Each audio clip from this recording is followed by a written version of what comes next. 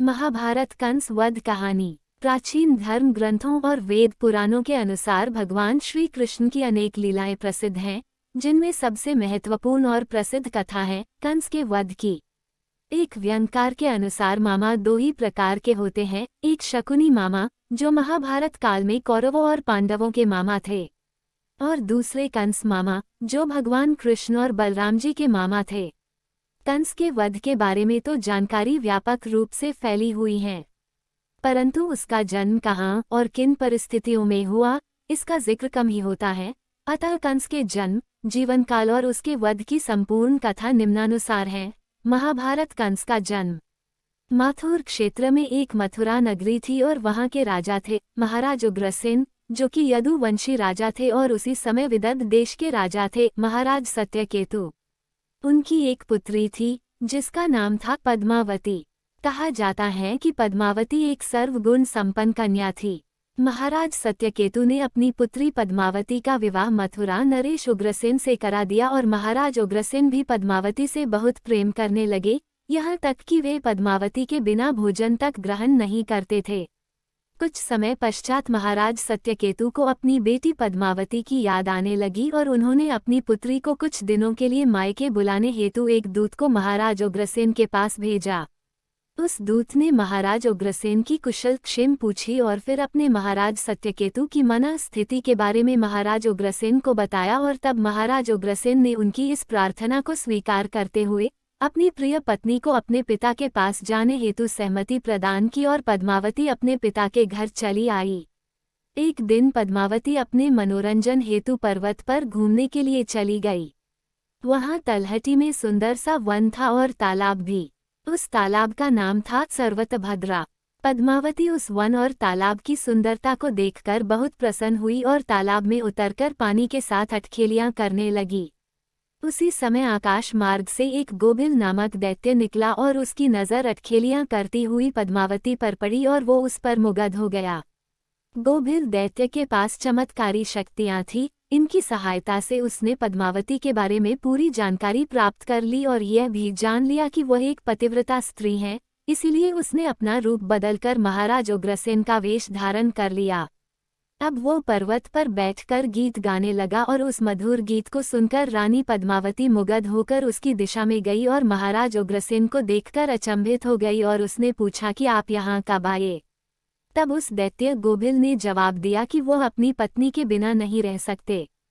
तब पद्मावती उस दैत्य के करीब पहुंची और प्रेम करते समय उसकी नज़र उस दैत्य के शरीर पर बने एक निशान के ऊपर पड़ी, जो महाराज उग्रसेन के शरीर पर नहीं था, और तब उसने जब उससे पूछा तो पता चला कि वह एक दैत्य है। तब उस गोभिल दैत्य ने कहा कि उन दोनों के इस प्रकार मिलन से जो पुत्र जन्म लेगा वो तीनों लोकों में त्राही मचा देगा और लोग उसके अत्याचारों से बहुत दुखी होंगे। इस घटना के बाद जब पद्मावती अपने पिता के घर लौटी तो उन्होंने पूरी बात बताई। इसके बाद वे अपने पति महाराज उग्रसेन के पास लौट गई। धीरे धीरे पद्मावती का गर्भ बढ़ा और 10 वर्षों के लंबे गर्भधारण काल के पश्चात एक बालक का जन्म हुआ और ये बालक कंस था। कंस अपनी बहन देवकी से बहुत प्रेम करता था और उसने देवकी का विवाह महाराज वासुदेव से कराया और वो स्वयं अपनी बहन को विदा करके ससुराल छोड़ने जा रहा था। तभी आकाशवाणी हुई कि देवकी और वासुदेव का 8वां पुत्र ही कंस की मौत का कारण बनेगा। तब इस आकाशवाणी पर भरोसा करके कंस देवकी को ही मार डालना चाहता था। तब वासुदेव जी ने कंस को वचन दिया कि वे अपनी हर संतान के जन्म लेते ही उसे कंस को सौंप देंगे, परंतु वे देवकी की हत्या न करें। इस पर विश्वास करके कंस ने देवकी और वासुदेव को कारागार में डाल दिया और एक एक करके उनकी 6 संतानों को मार डाला। 7वीं संतान के जन्म लेने से कुछ समय पूर्व भगवान श्री हरि विष्णु ने देवी योगमाया की मदद से देवकी के गर्भ को वासुदेव जी की पहली पत्नी रोहिणी के गर्भ में स्थापित कर दिया और यह पुत्र बलराम कहलाए, और इसके बाद 8वीं संतान के रूप में भगवान विष्णु ने अपने कृष्ण अवतार में जन्म लिया। उस रात अचानक सभी सैनिक गहरी नींद में सो गए और कारागार के द्वार भी अपने आप खुल गए और वासुदेव जी गोकुल में अपने मित्र नंद के यहाँ अपने पुत्र को छोड़ आए। इस प्रकार नंद बाबा और उनकी पत्नी यशोदा ने ही भगवान श्री कृष्ण का पालन पोषण किया। इस दौरान कंस ने उन्हें मारने के अनेक प्रयास किए, परंतु सब विफल हो गए। तब कंस ने अपने मंत्री और रिश्तेदार अक्रूर को कृष्ण और बलराम को लेने के लिए भेजा। वो अपने राज्य में उत्सव का आयोजन करके इसमें दोनों भाइयों को बुलाकर मार डालने की योजना बनाकर बैठा था। जब अक्रूर जी कृष्ण और बलराम को लेने गोकुल पहुंचे तो कोई भी गोकुलवासी नहीं चाहता था कि वे गोकुल छोड़कर जाएं।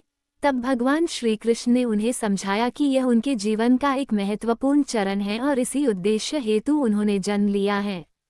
इस प्रकार समझाने के बाद अक्रूर के साथ वो दोनों भाई कंस के राज्य में आ गए।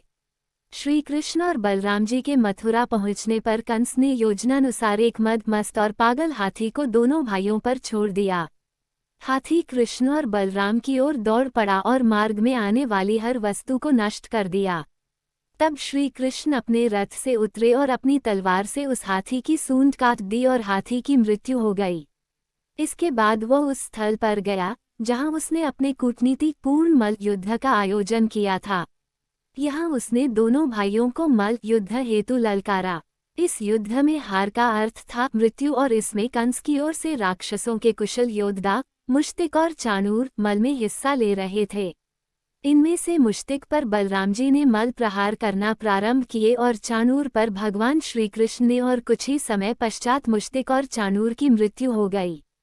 कंस ये घटना देखकर हैरान था। तभी श्री कृष्ण ने कंस को ललकारा कि हे कंस मामा, अब आपके पापों घड़ा भर चुका है और आपकी मृत्यु का समय आ गया है। ये सुनते ही वहां उपस्थित सभी लोगों ने चिल्लाना शुरू किया कि कंस को मार डालो, क्योंकि वे सब भी कंस के अत्याचारों से दुखी थे।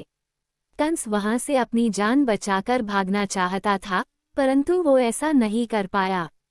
तब श्री कृष्ण ने उस पर प्रहार किए और उसे अपने अत्याचारों की याद दिलाने लगे कि कैसे उसने मासूम बच्चों की हत्याएं की, कृष्ण की माता देवकी और पिता वासुदेव जी को बंदी बनाकर रखा, उनकी संतानों की हत्या की, अपने स्वयं के पिता महाराज उग्रसेन को बंदी बनाया और स्वयं राजा बन बैठ जनता पर कैसे जुल्म किए और उनके साथ अन्याय किए।